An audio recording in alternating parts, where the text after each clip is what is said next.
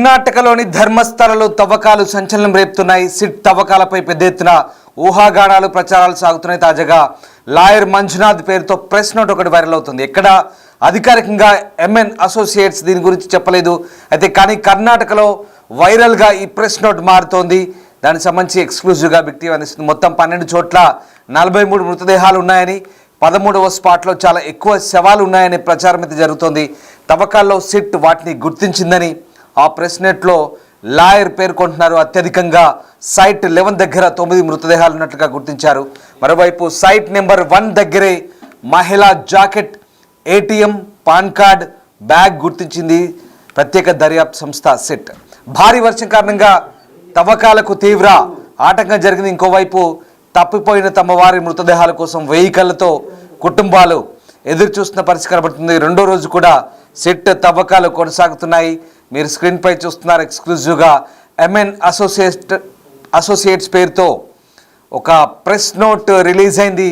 ఆ ప్రెస్ నోట్లో ఎక్కడెక్కడ ఏ స్పాట్లో ఎన్ని శవాలు లభ్యమయ్యాయో ఆధారాలతో సహా, అక్కడ అంకెలతో సహా ప్రెస్ నోట్ రిలీజ్ చేశారు. కర్ణాటకలో ప్రస్తుతం ఈ ప్రెస్ నోట్ సంచలనంగా మారుతుంది. అనేక ఊహాగానాలు ప్రచారం సాగుతున్నప్పటికీ తాజాగా లాయర్ మంజునాథ్ పేరుతో ప్రెస్ నోట్ ఇది వైరల్ అవుతుంది. అయితే ఎంఎన్ అసోసియేట్స్ ఎక్కడ అధికారికంగా దీని గురించి చెప్పట్లేదు. కానీ ఈ ప్రెస్ నోట్ ఇప్పుడు కర్ణాటకలో వైరల్గా మారుతుంది. మొత్తం 12 చోట్ల 43 మృతదేహాలు ఉన్నాయని, 13వ స్పాట్లో చాలా ఎక్కువగా శవాలు ఉన్నాయనే ప్రచారం అయితే సాగుతుంది. ఒకసారి ఎంఎన్ అసోసియేట్స్ సంబంధించిన ప్రెస్ నోట్ మీకు స్క్రీన్పై చూస్తున్నారు. మంజునాథ్ ఎన్ పేరుతో, అడ్వకేట్ పేరుతో ప్రెస్ నోట్ ఒకటి రిలీజ్ చేశారు. ప్రెస్ రిలీజ్ పేరుతో 30 జూలై 2025 డేట్తో రిలీజ్ అయింది. అది subject Shrimati Sujatha Bhat's unwavering resolve as Dharmasthala అంటూ ఎగ్జామినేషన్ కంటిన్యూ అంటూ పెడుతున్న ప్రెస్ నోట్ అది. As the special investigation team SIT proceeds with its diligent work in Dharmasthala through reliable sources, the counsel for Mrs. Srimati Sujata Bhatt has gained further insight into the specific information provided by the complainant witness regarding the number of buried bodies at each market site అంటూ ఒకసారి ఒక్కొక్క సైట్లో ఎన్ని శవాలు లభ్యమయ్యాయో చెప్తున్నారు. నేను మీకు చదివి వినిపిస్తున్నాను. సైట్ నెంబర్ 1లో 2 బాడీలు, సైట్ నెంబర్ 2లో 2 బాడీస్, అలాగే సైట్ నెంబర్ 3లో 2 బాడీస్, సైట్ నెంబర్ 4లో 4 and 5లో 6 బాడీస్, సైట్ నెంబర్ 6 and 7లో 6, 7 and 8లో 8 బాడీస్, సైట్ నెంబర్ 9లో 6 to 7 బాడీస్, సైట్ నెంబర్ 10లో 3 బాడీస్, సైట్ నెంబర్ 11లో 9 బాడీస్, సైట్ నెంబర్ 12లో 4 to 5 బాడీస్, సైట్ నెంబర్ 13లో the highest number of among these marked locations అంటూ పెడుతున్నారు. It has also come to our attention that the site said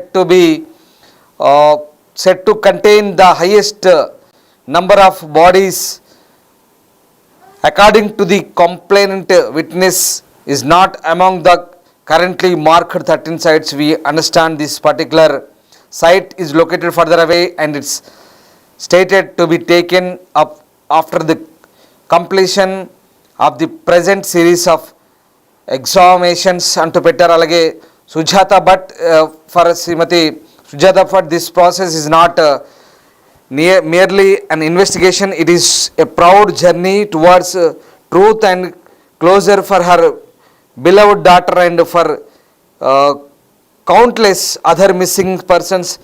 She affirms her unwavering commitment to this quest for justice అంటూ అనన్య భట్ ఎవరైతే ఉన్నారో మృతురాలు, ఆమె తల్లి 2003లో MBBS student Ananya Bhatt మృతి చెందింది. ఆమె మృతి గురించి అనేక అనుమానాలు లేవనెత్తుతూ ఆమె తల్లి చేసిన ఏదైతే పిటిషన్ ఉందో ఇప్పుడు దానికి సంబంధించే ప్రస్తుతం ఆమె సోషల్ మీడియాలో ఆమె తల్లి పేరుతో రిలీజ్ అయిన ఈ స్టేట్మెంట్ ఇది సోషల్ మీడియాలో మాత్రమే వైరల్గా మారుతుంది. ఎక్కడ దీన్ని మేము అధికారికంగా కన్ఫర్మ్ చేయట్లేదు. బిగ్ టీవీ అధికారికంగా లభించిన ఆధారం అని చెప్పట్లేదు.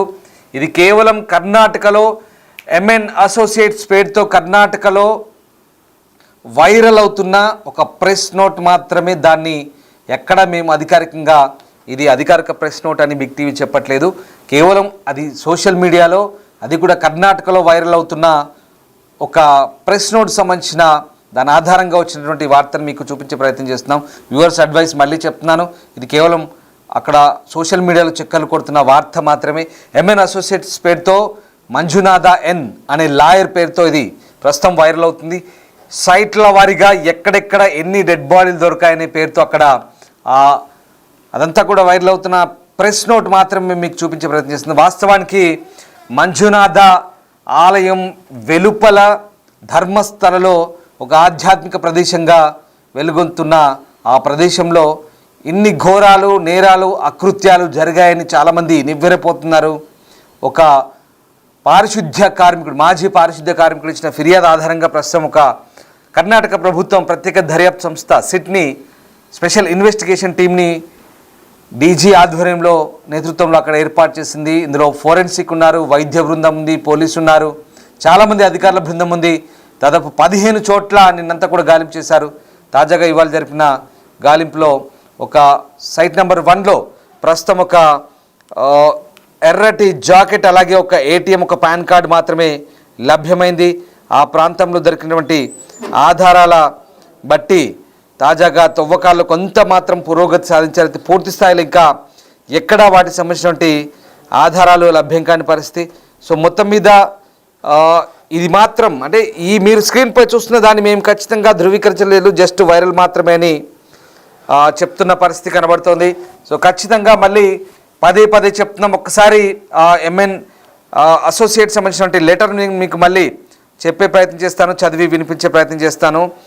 సో ఇక్కడ అనన్య భట్ అనే ఒక ఎంబీబీఎస్ స్టూడెంట్ చనిపోయినప్పుడు 2003లో ఆమె తల్లి ఇప్పుడు వచ్చినటువంటి ఫిర్యాదుల ఆధారంగా మళ్ళీ తను కొన్ని అభ్యంతరాలు లేవనెత్తింది. తన కూతురి మరణ గురించి ఆమె ఇన్ని రోజుల తర్వాత బయటకు వచ్చి మళ్ళీ దాన్ని రీఇన్వెస్టిగేషన్ చేయాలని చెప్తుంది. సో దానికి సంబంధించి ఆమె ఇచ్చినటువంటి ఫిర్యాదు ఆధారంగా వచ్చినటువంటి ఏదైతే ఇది ఉందో నోటీసు, లాయర్ ఇచ్చినటువంటి అంశం, ఇది బయటపెట్టిన అంశాలు ఇవన్నీ కూడా ఆ సిట్ దర్యాప్తులో తేలినట్టుగా ఎంఎన్ అసోసియేట్స్లో మంజునాథ అనే లాయర్ ప్రస్తుతం ఆ నోట్ని రిలీజ్ చేసినట్టుగా వైరల్ అవుతుంది. కొన్ని మీరు చూసిన దృశ్యాలు ముఖ్యంగా పశ్చిమ కనుమల్లో కొలువైనటువంటి ధర్మస్థలలో నేత్రావతి నది ఒడ్డున ఆ ప్రాంతంలో చాలా మరణాలు సంభవించాయంటూ, అవన్నీ కూడా లైంగిక దాడులు, అత్యాచారాల వల్ల జరిగాయంటూ అక్కడి మాజీ పారిశుద్ధ్య కార్మికుడు చెప్పినటువంటి, అతను విజిల్ బ్లోయర్గా మారించినటువంటి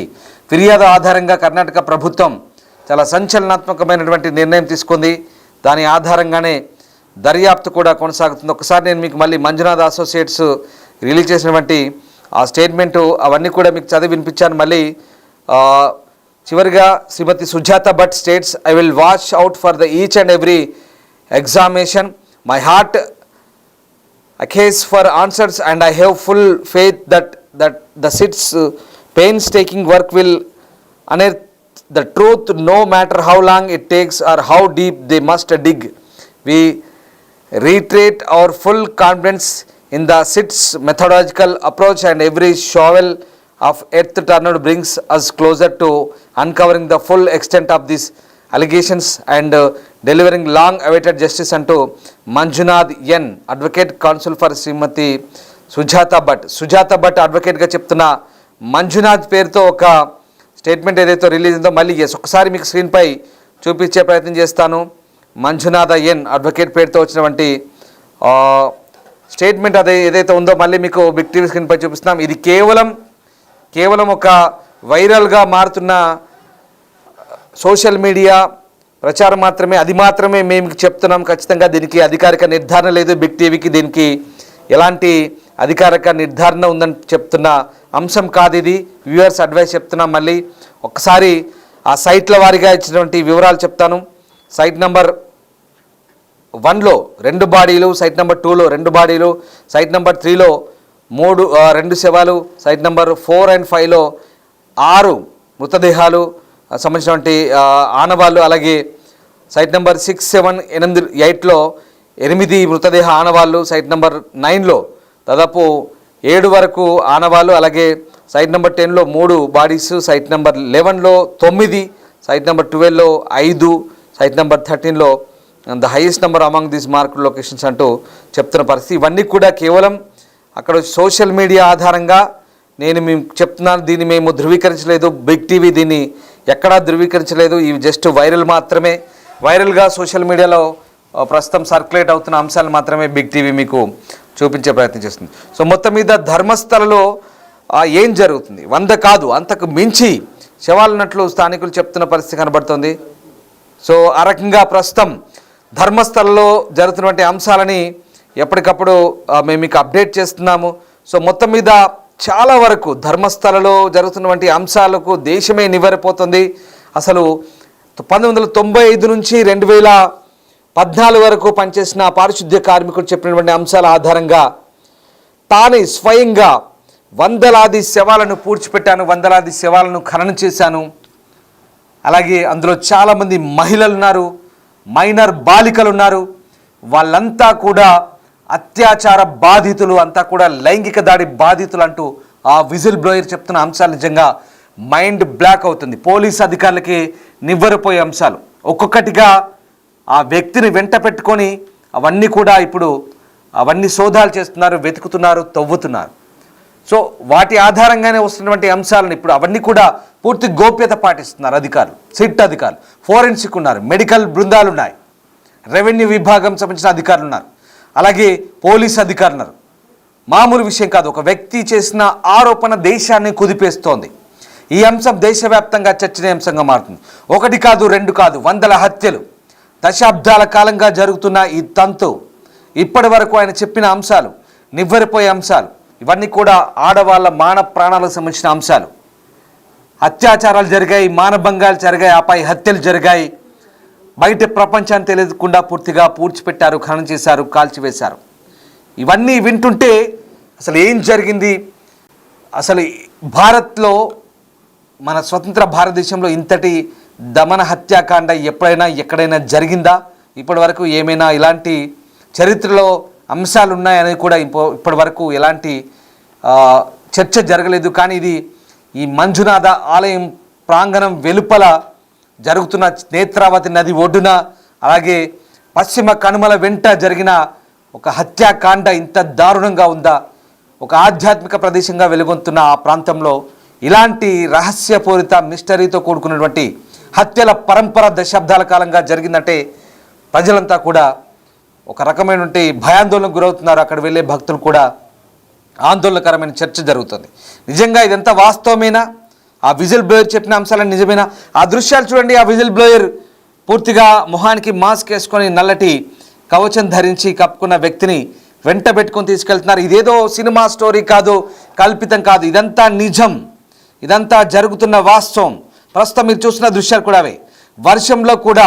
వర్షంలో కూడా ఎలాంటి ఆటంకాలు కలగకుండా అక్కడ తవ్వకాలు జరుపుతున్నారు. ఒక ప్రత్యేక దర్యాప్తు సంస్థ, స్పెషల్ ఇన్వెస్టిగేషన్ టీంను ఫామ్ చేసి కర్ణాటక గవర్నమెంట్ ఈ ఆరోపణలన్నిటి కూడా నిగ్గు తేల్చే పనిలో ఉంది.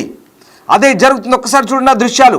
భారీ వర్షం పడుతున్నా అతను చెప్పిన ఆనవాళ్ళను గుర్తించేందుకు అక్కడ తవ్వకాలు జరుగుతుంటే ఇదేదో నిజంగా ఒక crime suspense horror thriller movie లాగా అనిపిస్తోందా? నిజంగా ఇలాంటివి చూసే సినిమాలు తీస్తున్నారా? కానీ సినిమాల వల్ల ఇవి ప్రభావితం అవుతున్నాయి. ఏదేమైనా ధర్మస్థలలో జరుగుతుంది ఏంటి, అసలు ఏం జరుగుతుంది, అక్కడ ఎలాంటి ఆనవాళ్ళు సిట్ అధికారులకు లభ్యమయ్యాయి? ఆ ప్రాంతంలో నిజంగా ఇలాంటి హత్యాకాండ జరిగిందా? దశాబ్దాల కాలంగా మహిళల హత్యలు, మానభంగాలు, లైంగిక దాడులు, అదృశ్యమైన కేసులు, మైనర్ బాలికలు.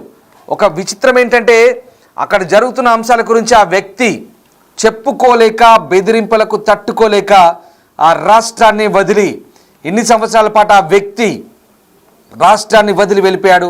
తిరిగి పశ్చాత్తాపంతో బాధపడి మళ్ళీ రియలైజ్ అయ్యి అక్కడికి చేరుకొని పోలీసులకు ఫిర్యాదు చేశానంటున్నాడు. అతను ఖననం చేసిన, కాల్చి చేసిన, పూడ్చిపెట్టిన, అంత్యక్రియలు జరిపిన శవాల్లో ఒక 15 ఏళ్లలోపు మైనర్ బాలిక కూడా ఉంది.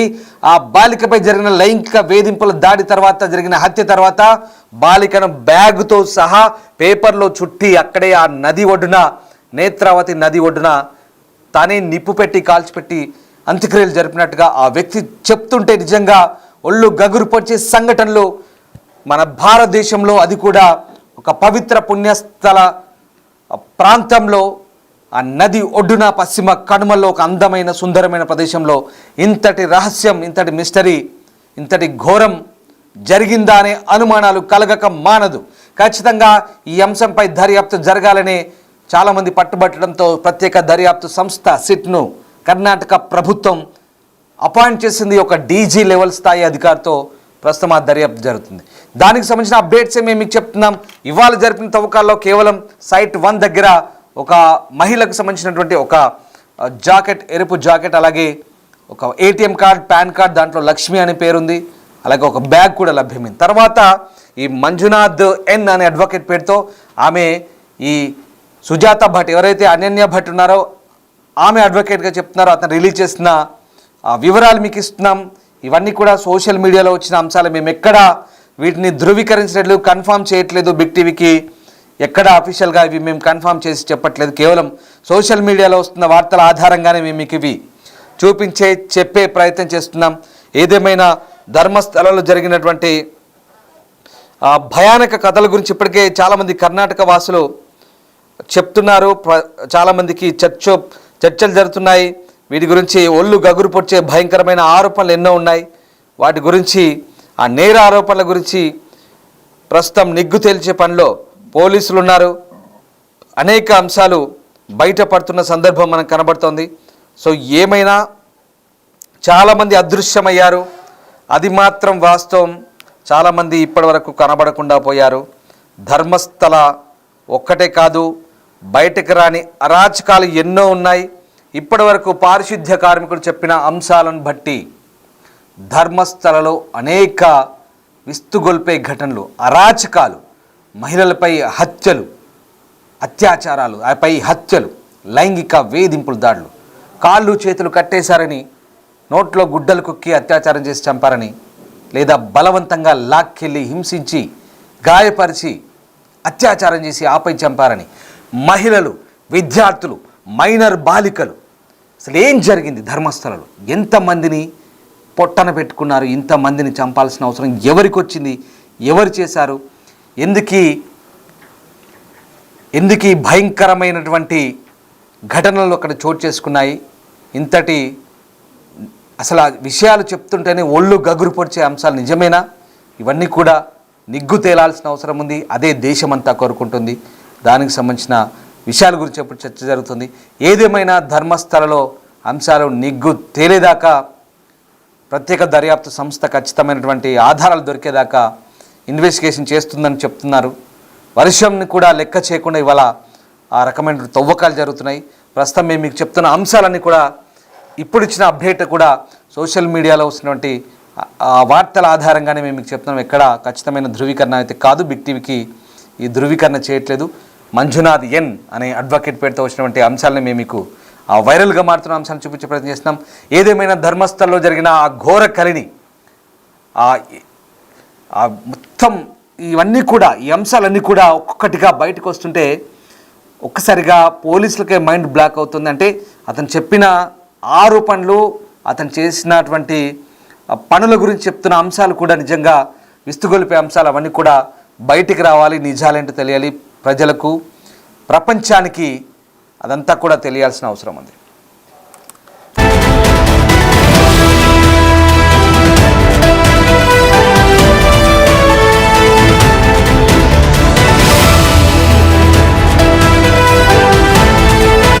The Big Folk Night 2025, celebrating the soul of Telangana. August 23 సాయంత్రం 6 గంటల నుండి ఎల్బీ స్టేడియంలో. టికెట్స్ బుకింగ్ కోసం ఎంట్రీవాలా యాప్ను డౌన్లోడ్ చేసుకోండి.